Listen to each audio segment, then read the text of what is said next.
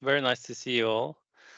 And welcome to this webinar in the webinar series of the SSH Network. So that's the Social Sciences and Humanities Network. My name is Håkon Stokland, and I'll be hosting this event. I also want to mention that the webinar series this semester is organized by Paulina Karim, Thomas Edward Sutcliffe, and myself. And today our guest is Harriet Bulkeley from Durham University and Utrecht University. And she will present on a topic that we have been really looking forward to, titled The Politics of Transformation at the Climate Biodiversity Frontier.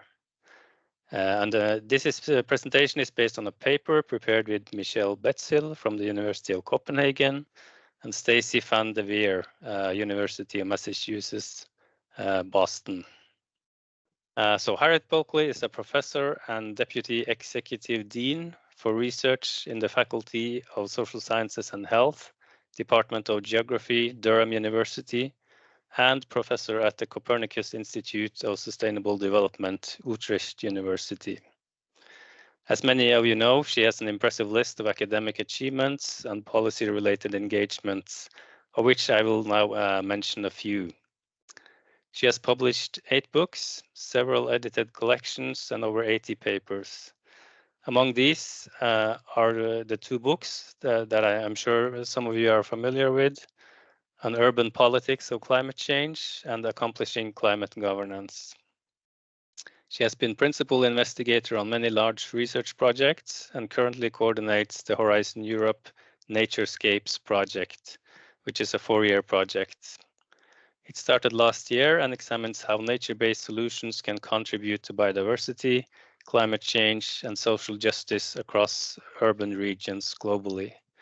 So very relevant topic for our network. She has been included in the highly cited researchers list of the top 1% of researchers internationally 4 times since 2016. Harriet has also engaged in global environmental assessments. She was a contributing author to Working Group 3 of the IPCC's 5th assessment report for chapters 12 on policy and 14 on urban. She has also undertaken commissioned research and advisory roles for the UK government, the European Commission, NGOs, UN Habitat, and the World Bank. Harriet has also quite a list of awards, honorary elections, and appointments to councils and academies. Of these, I will only mention 2 big ones from last year, when she was appointed to the Scientific Council of the European Research Council and to the American Academy of Arts and Sciences. So I think I'll stop there, and with this, give you the floor, Harriet. Thank you very much for that very generous introduction. I also always like to point out that I have been in this game a long time for all of that CV to accumulate. I think it's now 25 years or so since I started my first postdoc. So there's a long time where that list accumulates. But it's yeah, thank you for sharing some of that. So yeah, this is a paper that as you mentioned in your introduction, Håkon, then I've been working on with Michele Betsill and Stacy Van Deveer. It's some initial thinking from a project that we have funded from the Danish Foundation for Social Science, which is led by Michele at the University of Copenhagen. Well, we have been over the past year doing some of the preliminary work for that project before it starts officially in September, including a small pilot study, which I'll tell you a bit more about. But this is an idea of the ways in which the climate and biodiversity agendas are becoming joined or aligning with each other or interfering with one another, one might also say. That has been subject to other kinds of work that I've been doing, first in the Naturevation project, which was completed a couple of years ago, where we were looking at the role, under that project, we were looking at the role of city networks in fostering new climate biodiversity alliances as well. And so some of that work was written with Lindgren Zay, now at the University of Nottingham in Ning Bao, and Laura Tozer, now at the University of Toronto. So some of the ideas from that project are also here.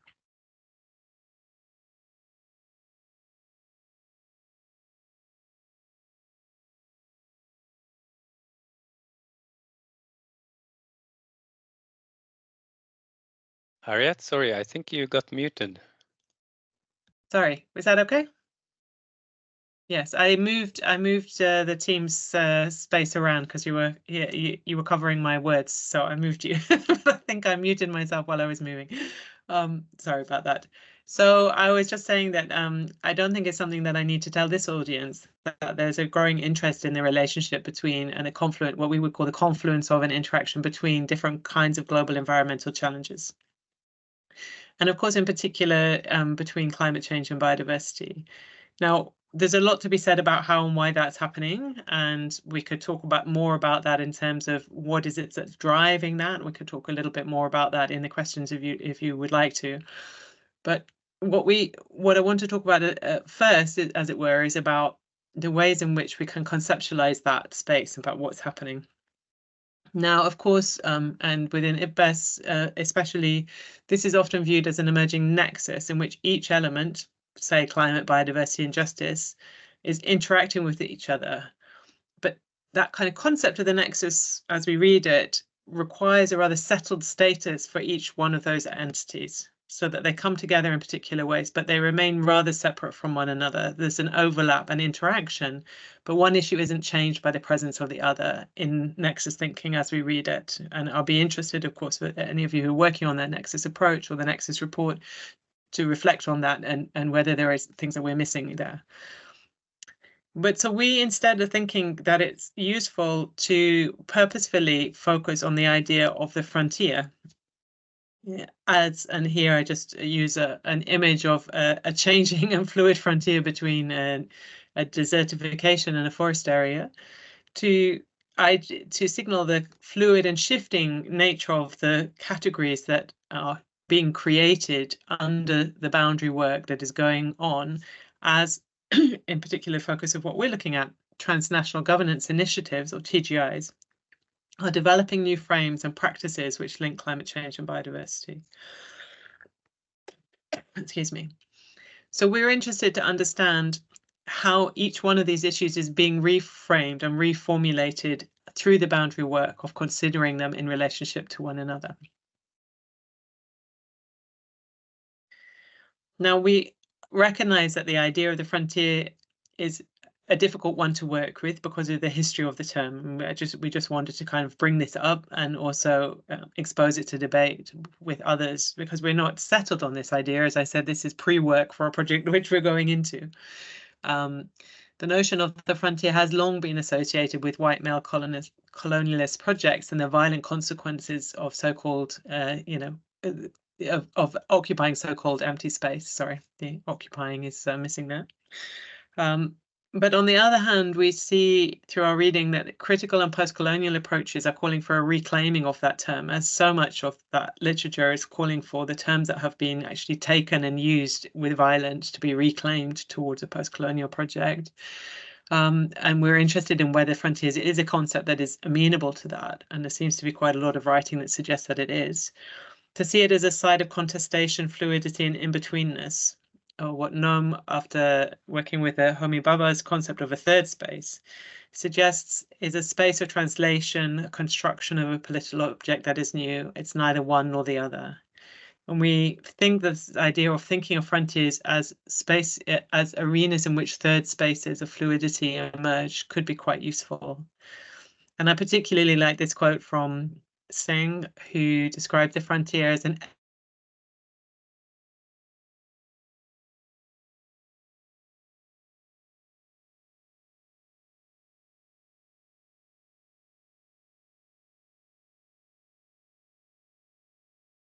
It seems you lost Harriet. Can you hear us, Harriet? I can. I'm sorry about that. Oh, you froze for a little time there. I did. Now it looks good again. It's looking good again. Okay, I'm back in the main room, but I can't see my slides so much. Have they gone back to? Yeah, we can see we saw the slides the whole time. It looks good now. There we go. Yeah, so you were just going to start about the thing. Yeah, thank you. I'm just thinking of this quote here, which you can read for yourselves, but not just discovered at the edge, but projects in the making. And it's that idea that this isn't a project that's outside the central spaces of climate and biodiversity. It's not happening at the edges of it, but is being made by both of those arenas at the same time. And we're interested in exploring this potential way of using the concept of frontiers. So with that in mind, then, I think, we just wanted to signal that sort of politics up front, really, and we'd be really interested to hear people's responses to it. So then we taking then the idea of the frontier as a fluid third space in which there is a lot of the unmade available for a politics of framing. And so when we think about framing, we're thinking about how these frontiers between climate and biodiversity are being stabilized and what new political objects and subjects are being created.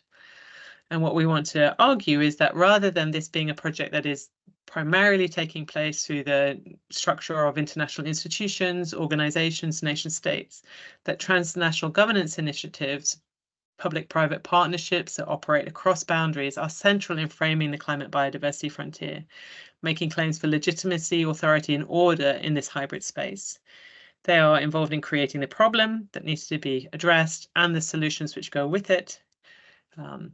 So here then we think of our analytical task as understanding how frontier space or climate biodiversity hybridity is becoming, if you like, claimable, controllable, governable, and amenable to improvement, to use a quote from Phil Steinberg when he's talking about ocean governance. But we think the fluidity that scholars working in ocean governance bring to this debate is really useful when we're talking about these new third spaces.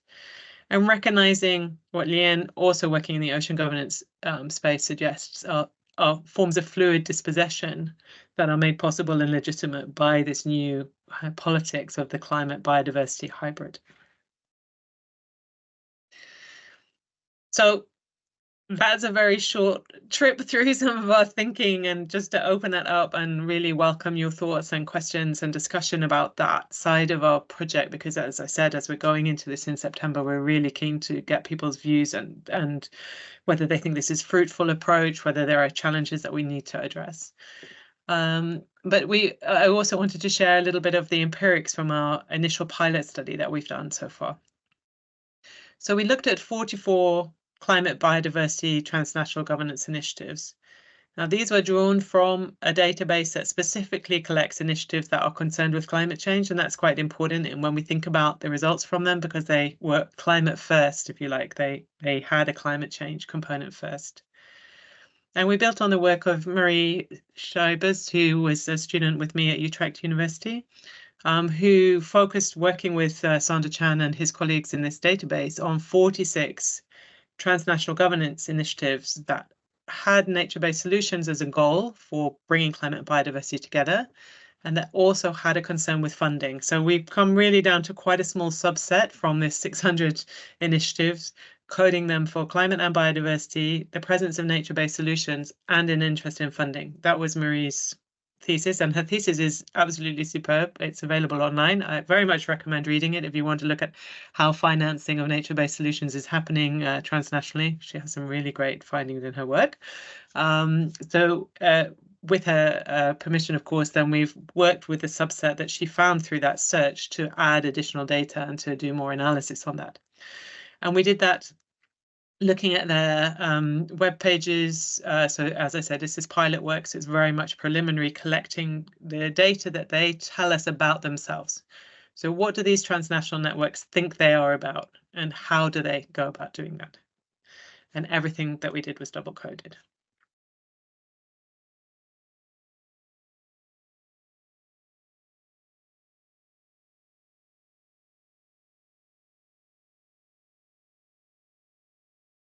Oops. Sorry. Oh. Sorry, some small glitch there. So what did we actually find then from looking at this work? So I think the overall message is that this is a space which is really unsettled. So there isn't a clear relationship between different framings of the climate problem and different framings of the biodiversity problem. So if we see the climate biodiversity problem framed as nature for adaptation or nature for mitigation, the goals of what that transnational governance initiative are trying to achieve are hugely inconsistent. So some really focus on climate mitigation as well, or adaptation. Some focus on conservation or restoration. But there's basically no pattern, which is what's most interesting about it, is that climate and biodiversity being joined together in a manifold of different ways, even when their stated objective is seemingly clear that we want to use nature for adaptation or we want to use nature for mitigation. Where we do see a bit more clarity and patterning developing is around this idea that the climate biodiversity problem requires integrated solutions. And here we see a real focus on what in our coding we talk about thriving with nature. It's very close to the idea of nature's contributions to people. So there's a relationship between needing integrated solutions for the climate and biodiversity problem and a focus on those solutions also having a relationship to societal needs. So there's a kind of connection there, maybe in a slightly more instrumental idea about nature and its social benefits. And across all of our analysis, justice goals also remain unclear. So we coded for different forms of justice, from recognition and distribution and process-based procedural justice through capabilities and multi-species justice, so using different justice lenses. But there are multiple different positions on justice and multiple different ideas about outcomes. Many of them don't have any explicit justice goals, at least as far as what we've seen already. So that's not the first story they're telling you about themselves. That doesn't mean there isn't a justice element somewhere else that we haven't found yet, but it's just not there on the surface. So that's what this group of initiatives looks like overall. And of course, this is a group of initiatives that have a focus on funding. So we also try to look at what is happening in terms of the economic side of this. What is that funding being used for? And how is it playing out into what is intended to be achieved through financing nature? So there is a really strong dominance of what we would call a mainstream sustainability framing. So acting for the environment is supposed to be good for the economy and particularly for economic growth. So there's a clear kind of link between addressing climate and biodiversity together and producing economic benefit, and a strong focus on the instrumental benefits or values of nature. So it's not as straightforward as only being based on the direct impact that ecosystem services can have. There is a sense of a wider perspective, like the nature's contributions to people perspective on the social, cultural, and economic benefits that society has. But at the same time, what we find is that, and as we've written about quite extensively in another paper on some of our thinking about the financing of nature-based solutions, these framings are very much in line with and allow for the financialization of climate biodiversity frontiers. Now I can say a little bit more about what Marie actually found in her work on these projects and where they end up in the discussion later, if that would be interesting to just signal her research on that aspect. So I suppose what we are, exploring and really interested to have your feedback on, and we hope that this is also interesting for you, is to think about how the climate biodiversity problems and their solutions are being made and remade, and the frontiers through which these discourses and practices are having. Our initial analysis then says there are mostly unstable configurations at work here, and we're particularly interested in this case that even when these initiatives are intending or claiming that they want to address climate adaptation with nature, then what they actually do with the kind of nature and biodiversity side is so various that it doesn't really fit to the adaptation frame. It's much more multiple than that in terms of the different projects or initiatives or things that they're trying to achieve. And likewise with the climate mitigation side, I think that might be the most interesting, because we have a kind of image in our head that, and it's not only in our head, it's in the newspapers quite often, and it's also, of course, of political concern, that nature-based solutions are being instrumentalized for a very kind of narrow frame on carbon reduction. But in this transnational governance space that we're investigating, that is a lot more fluid and less stable than it might appear from some of the parts of those networks. There is a much more various different kinds of activities that are happening, not all of which fit neatly into this idea of mitigation, or particularly into carbon storage or carbon sequestration. But they do have a tendency to align with mainstream notions about what the purpose and value is of nature for the economy. So, of course, a lot then remains in play as new frontiers are opening and climate and biodiversity problems are reconfigured and solutions are emerging. And what we're hoping to do in our next steps as the project gets started in September is our first stages are to build a database drawing on the databases which already exist about transnational governance initiatives, of which there are quite a few, and trying to really look at the different kinds of configuration we're seeing between climate and biodiversity here. We're interested really whether our question or, well, our objective of looking at this through the transnational governance lens is the correct one. Our instinct and this pilot study tells us that the transnational governance space is primarily the one that is driving this relationship between nature and climate change. And then we want to see how far what's emerging in this space is shaping the two conventions, the Biodiversity Convention and the Climate Change Convention. Are ideas and solutions that are emerging in this transnational space feeding back into those regimes, or does it remain a relatively separate space? And then to think through what that means for this question about transformative change. So I will leave it there with the very preliminary findings and some ideas out there to discuss with you. And I just wanted to acknowledge not only Marie, but Buket and Jadine, who've also been helping us with this work. Thank you. Thank you so much, Harriet. That's really interesting.